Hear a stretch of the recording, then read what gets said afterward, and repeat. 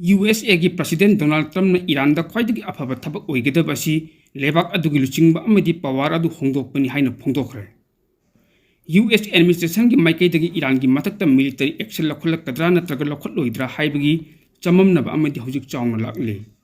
ꯂꯨꯆꯤꯡꯕ ꯑꯃꯗꯤ ꯄꯥꯋꯔ ꯍꯣꯡꯕꯒꯤ ꯋꯥꯐꯝꯁꯤꯡ ꯑꯗꯨ ꯗꯣꯅꯥꯜꯗ ꯇ꯭ꯔꯝꯞꯅ ꯅꯣꯔꯊ ꯀꯦꯔꯣꯂꯤꯅꯥꯗ ꯂꯩꯕ ꯐꯣꯔꯠ ꯕ꯭ꯔꯦꯒꯇ ꯂꯩꯔꯤꯕ USꯒꯤ ꯂꯥꯟꯃꯤꯁꯤꯡ ꯑꯗꯨꯕꯨ ꯎꯅꯔꯨꯕ ꯃꯇꯨꯡ ꯃꯗꯨꯒꯤ ꯍꯜꯂꯛꯄ ꯃꯇꯝꯗ ꯄꯥꯎꯃꯤꯁꯤꯡꯒ ꯎꯅꯕꯗ ꯐꯣꯡꯗꯣꯛꯈꯤꯕꯅꯤ꯫ ꯃꯍꯥꯛꯅ ꯃꯈꯥ ꯇꯥꯔꯗꯨꯅ ꯃꯤꯗꯜ ꯏꯁꯇ ꯏꯔꯥꯟꯒꯤ ꯃꯊꯛꯇ ꯃꯤꯂꯤꯇꯔꯤ ꯑꯦꯛꯁꯟ ꯆꯠꯊꯔꯛꯄ ꯌꯥꯕꯒꯤ ꯃꯃꯤ ꯇꯥꯔꯕꯅꯤꯅ ꯍꯥꯟꯅꯗꯒꯤ ꯊꯥꯖꯤꯟꯈ꯭ꯔꯕ ꯃꯥꯂꯦꯝꯗ ꯈ꯭ꯋꯥꯏꯗꯒꯤ ꯆꯥꯎꯕ ꯑꯦꯌꯔꯀ꯭ꯔꯥꯐꯠ ꯀꯦꯔꯤꯌꯔꯅꯤ ꯍꯥꯏꯅ ꯂꯧꯅꯔꯤꯕ USS ꯑꯕ꯭ꯔꯥꯍꯝ ꯂꯤꯡꯀꯟꯕꯨ ꯃꯇꯦꯡ ꯄꯤꯅꯅꯕ ꯑꯅꯤꯁꯨꯕ aircraft carrier USS Gerald Ford थाजिनगदौरी हाइना माकना फोंदोकपसु लेख्रबनि। चही 93 हेन इरानदा मखोइगी ओइबु लुचिंगबसिंग अदुना ngang लेप्तन लाक्ले। मखोइगी इस्लामिक क्लरिकल लेंगाक अदुबु लौथोकलगा अतोप अनौब लेंगाक अमा लाक्लबु मतमदा मफम मदुदा तंगदु लेताबगी थबक अदु उबा फंगनी हाइना ट्रम्पना थाजबा पिखि। हंतक महाकना मिडल ईस्ट स्टेशन तौदुन लेयबा USS अब्राहम लिंकन की मतेंग पिननबा थाजिलिबा USS जेराल्ड फोर्स एयरक्राफ्ट कैरियरना मतेंग पिननबा थाजिलक्लिबा अदु हानाना कैरोबियन सीदा लेरंबदगी मिडल ईस्ट मयोन ममाई लेजिलखिबनि हाइरि। मफम मदुदा लेरिबा USA की अतोप वारशिप अमदी मिलिटरी की ओइबा पोलम कया अमसु चुंगसिनदुन अहेनबा फोर्स अम ओइदुना इरानदा लंदाबा मतमदा इवा वातबु मोंगदा खुदोंचाबा फंगदोरिबनि हाइरि। ममांग इरान का USA का ओमान वही सानदुना इरान की न्यूक्लियर प्रोग्राम अदु मखा चथदनब तक्सिनखिबा अदुबु इरान याबा ngमखिदबनि। USA की माइकैदगी मरुवैना पामलिबा थबकसिंग अदु इरान की न्यूक्लियर खुलाई सिनबदा यामना मरुवैबा मसलम ओइबा यूरेनियम क्वालिटी फंगंदुना मसिंग यामना पैदुन लेरि। मदु हंधहल्लु हाइना US की प्रेसिडेंट डोनाल्ड ट्रम्प ngasiफोक हाइदुन लाखिबनि। मसिगिसु मथक्ता इरान सारेबा इंटरकंटिनेंटल बैलिस्टिक मिसाइलसिंग अदुसु साब लेपकदबनि हाइनसु ट्रम्पना फोंदोकलिबनि। मदुगी पाखमदा इरान हानदगी हौना फोंदोक्तुन लाक्तुना मखोइगी न्यूक्लियर फैसिलिटीसिंग अदुना म्यामदा पावर पिदुना काननबगी दमक्ता सेमगतपनि खुलाई साबगी थबक नत्ति हाइना हंजिन हंजिन फोंदोकपसु लेख्रबनि हाइना पावजिन मखा तारे। करिगुंबा US की प्रेसिडेंट डोनाल्ड ट्रम्प एटेक अमगी ऑर्डर तौरबदी इरान की मथक्ता चयोल सांगबा ऑपरेशंस की ओइथोकनिंगाय लेरबा अदुगी दमक्ता US मिलिटरी थौरांग तौरी हाइना लेबाक अनि अदुगी मरक्ता हाना उनखिब अदुदगी हेन साथीब कन्फ्लिक्ट अम ओइरक्पा याबगी फिबम अदुगी मतांगदा US ऑफिशियल अनिना रॉयटर्स ता हाइखे। तौरिबा थौरांग अदुगी अरुबा मोंग मतौसिंग अदुगी मरमदगी मसक ममिंग फोंदोक्तना वा ngangiब ऑफिशियलसिंग अदुगी डिस्क्लोजर अदुना यूनाइटेड स्टेट्स अमसुंग इरान की मरक्ता चथरिबा डिप्लोमेसी अदुदा अपन मथुहनबा यायसु हाइरि। मिलिटरी की अनौबा थबक अमगी अकीबसिंग वांखतहंदुना डोनाल्ड ट्रम्पना रीजन अदुदा मिलिटरी फोर्सिंग पाइखिबा अदुगी मतुंग तेहरान की न्यूक्लियर प्रोग्राम की मतंगदा डिप्लोमेसी अमुक हिंगतहन्नबगी होटनाबा खोंथांग अदुदा US अमदी इरान की डिप्लोमेटसिंगना हौखिबा चयोलदा ओमानदा वरी सानबा लेख्रबनि।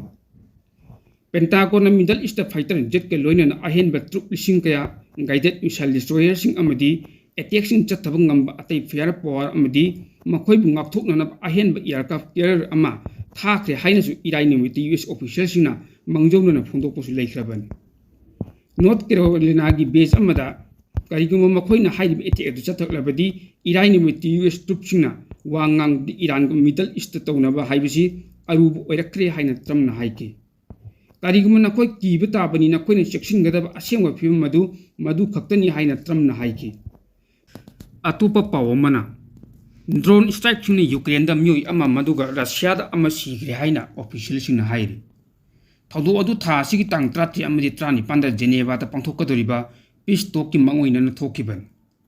यूक्रेन की ओडेसा सिटी ब्लैक सी पोर्ट लेबा रेसिडेंशियल बिल्डिंग अमदा रशिया की ड्रोन अमना पानबदगी अहल ओइरबि नुपी अमा सीखि हाइना यूक्रेन की स्टेट इमरजेंसी सर्विस की माइकैदगी फोंदोकले।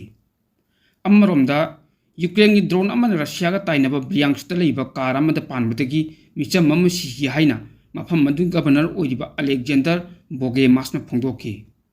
एटेक्सिंग अदु यूक्रेन की मिसाइल स्ट्राइक अमना था सिगी तांग 39 रशिया की बॉर्डर सिटी ओइरिबा बेलगोरोड चथरप एटेक्ता म्योई अनि हाटखिबग लोइनना मंगा हेना साथिन असोप नंगख्र मतुंगदा ओइरखिबनि हाइना बेलगोरोड की governor रियांगचेट ग्लाकोमना फोंदोकि। मरक असिदा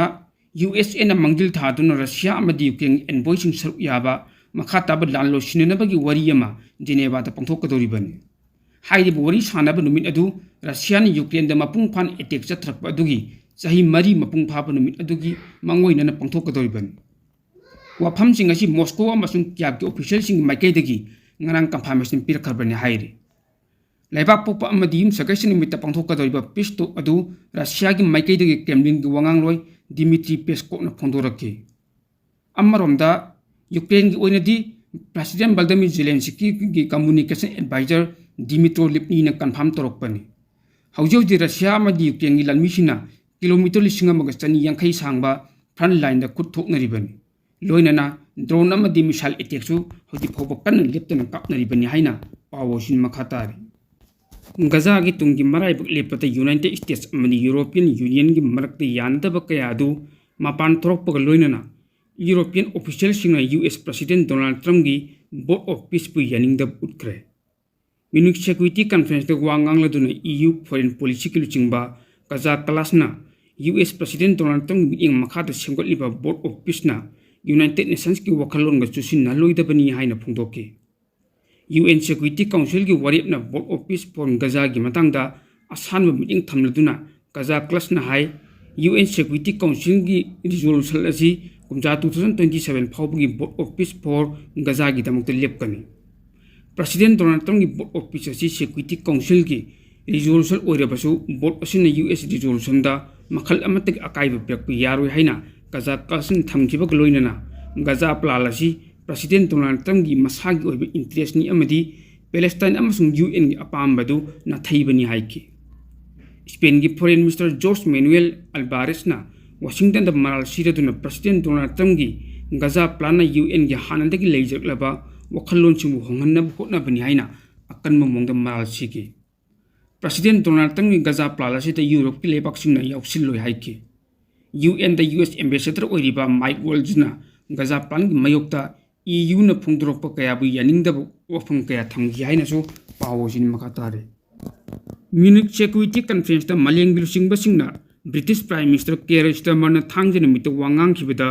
Europe ki lebak singda makhoi gi oiba defense capabilities kangkat hanaba amadi makhoi gi miyam amadi value ngakna na thorang tawduna lainana ba miyam da appeal tawgre BBC ki matung ina security amadi defense ki phirip ki matang da lakpada Europe na masana lepchana ba soidana mak thorang tawgadabani haiki Ukraine ki matang da tungda peace deal lama tongnak patabada madugi matungda Russian rearmament khonglei kanchil lakani haibu warning tawduna mahakna landara pangam handana ba amadi karingwa mathau tarabadi lanthengna ba Europe ki lebak singna soidana mak thorang tawgadabani haiki Russia na piba ki basing mayok ta lepada mateng uinana ba UK na Arctic amadi high north ta makhoi oiba carrier strike group thagani haina su UK Prime Minister aduna lauthoki thabak asida United States Canada NATO gi atai member sing ju yawgadabani haina su mang appeal tawki member amada chathrak attack am punam adu gi mathak ta chathab attack ni haiba NATO gi article manga gi principle adu Britain gi sogatpa amadi amuk hena sesin haladuna Starmer na UK gi phirep adu hana gumno kan adumuk leiri haiki masigi mamangda usalapon de loinana Starmer bu thajaningai oiba LIM oina singthaki loinana Europe na soidanamak makhoi masagi oiba defense ki damakta achoba thodang lawgadabani haina su mahang phungtoki haire atopa pawmana Bangladesh Nationalist Party BNP ki chairman amadi laibak adugi prime minister oiragadaba Tariq Rahman na phungtoki bo phamchingda India ga mari amu hana phanana bagi matang da hangki bu hang amagi pakhumda Bangladesh miyang apamban ahanba maruwe khongthang oigani lingjel manaba khunayam ohensi haigre wafam sing asi mahakna lebak adugi oina pangthokpa general election da absolute majority phangduna BNP na lengak sembagi khudongchaba phangkhraba matung pawmi singa unaba amada phungdokiban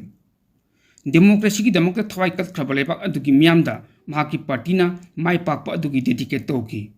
loinana Bangladesh lebak ki safanaba miyam maikai digi lingjel manaba khunayama thamsi haina su mahakna Bangladesh miyam appeal tawki mahakna makha taraduna mahaki anobu lengak asina achobu singnaba kaya mayuk nang dauri laibak adugi democracy bu mong mail tan semgatnanaba lambel kaya amasu mahakna yatpa hawri haiki mamangda leidam authoritarian regime lengakna laibak adugi kangkhong chairaba economy adubu semgatnanaba hotna gadauri bani constitutional amadi structural institution sing mapangal solamba aduna law and order bu lebak aduda mache tan thuwairam bani India ga leinaba mari gi matang da hangki wang amagi pakhumda magna hai Bangladesh miyang apam aduna mangda thamduna makhoi gi safagadaba mongda lengak aduna foreign policy ki matang da wari loguni hai ki haukiba kumja 2024 da Sheikh Hasina luchingba lengak adu mahiro ching luchingba yauna tuang khaba matung yamna maru oiba mikhallama tha si de pangthokhiba matungda constituency seat chani gi mawdama pan gi result lokthokpa matamda BNP amadi alliance na seat masing chani ga trani thoi phangduna landslide victory oikiban makhoi gi opposition oikiba Jamaat Islami amadi mahiro ching oiba National Citizen Party punna seat humdate khaktam phangkhibani haina awoshin makhata